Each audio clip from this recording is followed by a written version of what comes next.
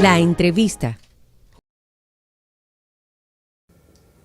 Amigos, gracias por continuar en La Voz del Tribunal Constitucional. Y en esta parte de la entrevista me honra que me acompañe el profesor Gustavo Mena, un experto en Derecho Ambiental. Profesor, bienvenido a La Voz del Tribunal. Muchas gracias, para mí es un honor y un verdadero placer estar siempre con ustedes.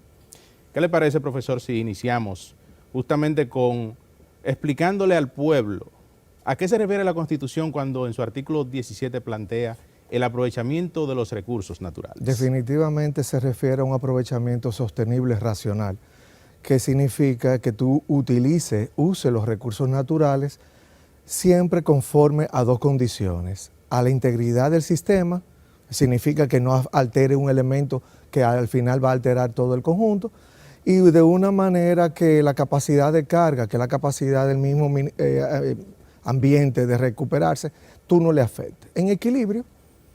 Bien, ya partiendo de esa idea, ¿cómo cree usted que pueden aprovecharse esos recursos de manera sostenible sin violentar los procedimientos jurídicos que ya existen en República La respuesta Dominicana? más simple sería aplicar la ley y la normativa ambiental de la Constitución hasta la ley. ¿Por qué le digo la ley y la Constitución y la normativa ambiental? Por una manera muy simple. Para tú poder aprovechar los recursos renovables o no renovables, te dice la Constitución que tú tienes que utilizar la aplicabilidad de una ley. Esa ley es la 6400, entre otras. Y esa ley te exige el cumplimiento del proceso de evaluación de impacto ambiental. Tú necesitas, para aprovecharlo, tener una autorización previo. Digo previo de una manera hasta sarcástica, porque les rompe la cultura de vamos a arrancar y luego vamos a averiguar. No, tú tienes que tener la autorización ambiental previamente y luego vamos a hacer la actividad. Y desde una concesión, desde una licencia ambiental, un permiso ambiental, cualquier autorización tienes que tenerla previamente. La ley 6400 fue justamente promulgada en el año 2000, y de hecho usted fue el primer consultor jurídico de la Secretaría en ese entonces de Medio Ambiente y Recursos Naturales. Pero hemos tenido, previo a eso, un sinnúmero de acontecimientos con actividad minera, con aprovechamiento de los recursos naturales, que dejaron grandes huellas, impacto a nuestro territorio. ¿Hay alguna consecuencia en el ámbito jurídico sobre esto? La primera actividad minera que nos impactó fue cuando cambiamos pejito por oro. Y luego la encomienda y la mita, que donde varios padres dieron discurso porque la encomienda y la mita eliminaba el recurso humano. Luego tenemos la imagen de Alcoa por Pedernales, esa imagen de una minera que llegó, nos explotó y se nos retiró.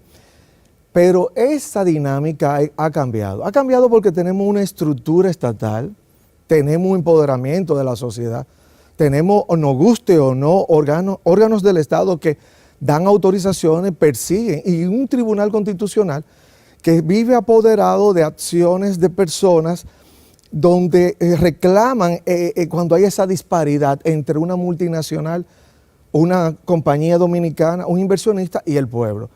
Tenemos, como podemos saber, hay todo tipo de acciones judiciales y legales que podemos interponer, un individuo o una colectividad. La mayoría de las sentencias del Tribunal Constitucional Ambientales, tú no vas a encontrar una persona, tú vas a encontrar una comunidad con una junta de vecinos, con 5 compañías, hasta con una cámara de comercio del lugar.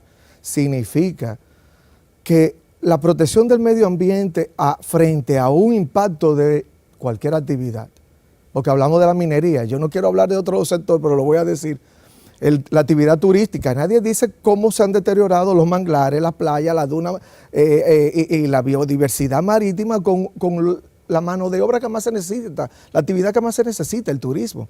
Pero es que si no regulamos y educamos y damos ejemplos en los tribunales, tú sabes cómo somos, la conciencia de nosotros va a dar dificultad.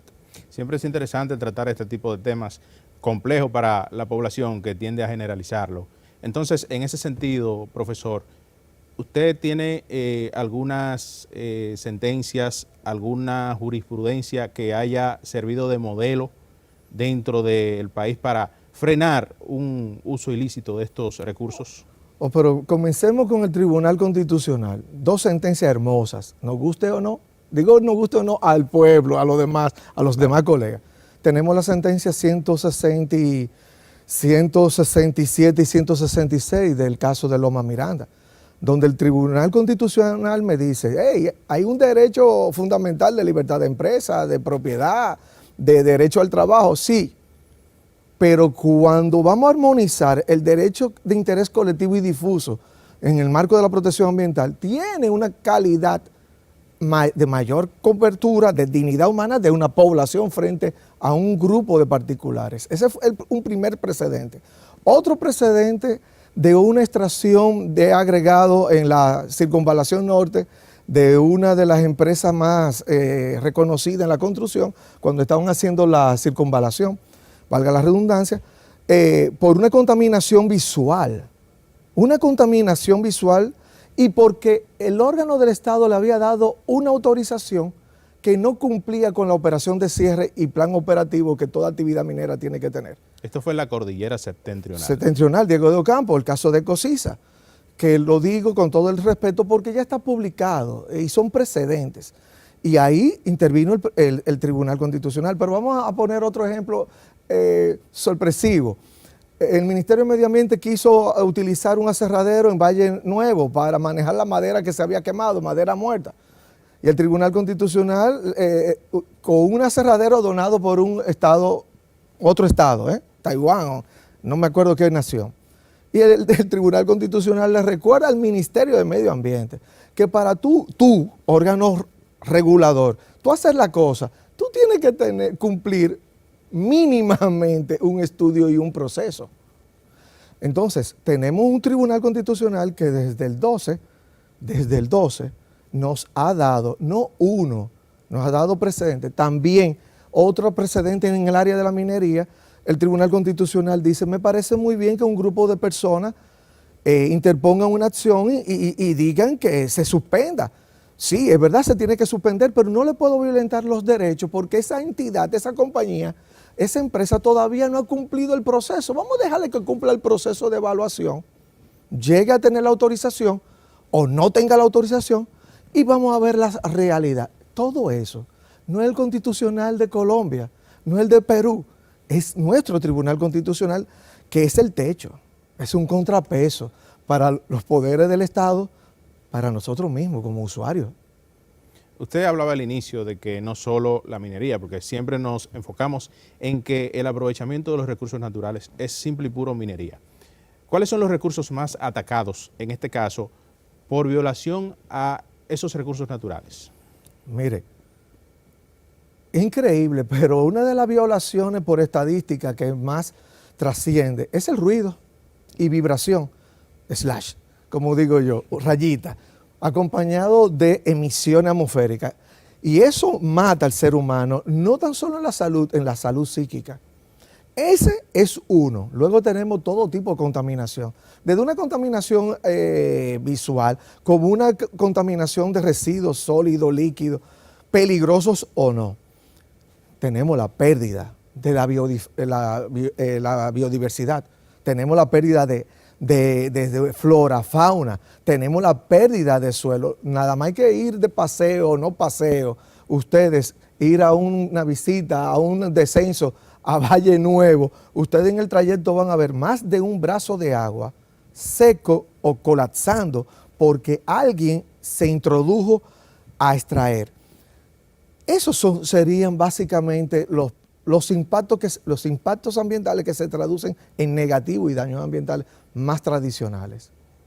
Bien, pudiéramos pasar horas aquí debatiendo este tema, días, como dice el profesor Mena, sobre los recursos naturales y su aprovechamiento, pero el tiempo, usted sabe que en televisión es bastante corto y quisiéramos agradecer al profesor Mena por esta interesante entrevista, este interesante diálogo que hemos sostenido.